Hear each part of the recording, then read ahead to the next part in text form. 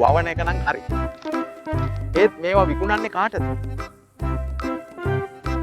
ඔද මේ පළවෙනි කොටසෙන් අපි කතා කරන්නේ ලංකාවේ මයික්‍රෝ ග්‍රීන්ස් වලට තියෙන ලොකුම ඒ වගේම වැඩිම ගාණක් ගෙවන මාකට් එක ගැන.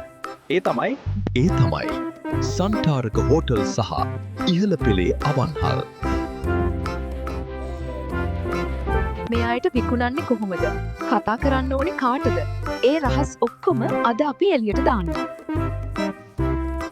මුලින්ම අපි තේරුම් ගන්න ඕනේ ඇයි හෝටල් කාරයෝ මේ අනකොළ වගේ පොඩි තැලවලට මෙච්චර ගෙවන්නේ.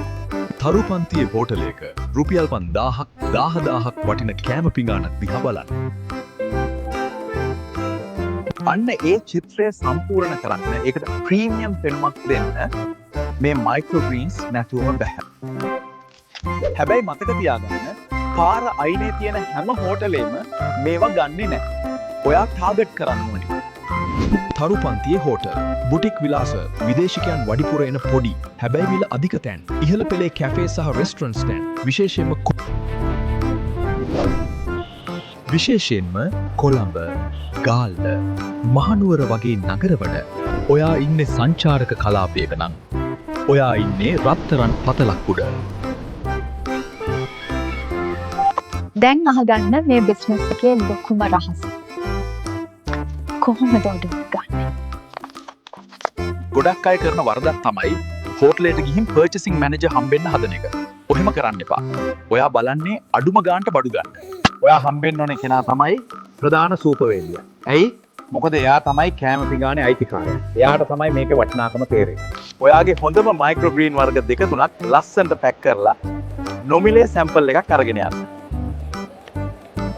ෂෙෆ් හම්බෙලා කියන්නේ ෂෙෆ් මේ මම අලුතෙන් කරන ප්‍රොඩක්ට් එකක් මේකේ ක්වොලිටි එක චෙක් කරලා බලන්න සර්ට සතුටු වෙනම් විතරක් මට ඕඩර් එකක් දෙන්න කියලා. ඔයාගේ බඩු ක්වොලිටි නම් ඒ ෂෙෆ් අනිවාර්යයෙන්ම ඔයාට කතා කරනවා. එයාලට අද දීලා ලබන සතිය බඩු නෑ කියන්න බෑ. එයාලට හැමදාම එකම ක්වොලිටි එකට එකම ප්‍රමාණයට බඩු ඕනේ. ඒ නිසා මුලින්ම ඔයාගේ නිෂ්පාදනය ස්ථාවර කරගන්න ඊට පස්සේ හෝටල් වලට කතා කරන්න.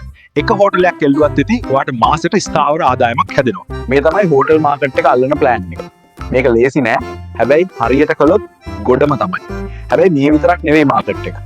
ඊළඟ වීඩියෝ එකෙන් අපි කතා කරමු හෝටල් වලට යන්න බැරි අයට සුපර් මාකට් සහ සෞඛ්‍ය ගැන හිතන සාමාන්‍ය මිනිස්සුන්ට මේවා විකුණන්නේ කොහොමද කියලා. ප්‍රශ්න තියෙනවා නම් කමෙන්ට් කරන්න. ඩෙල්සි ඕගැනික් එක දිගටම ඉන්න. ජය වේවා.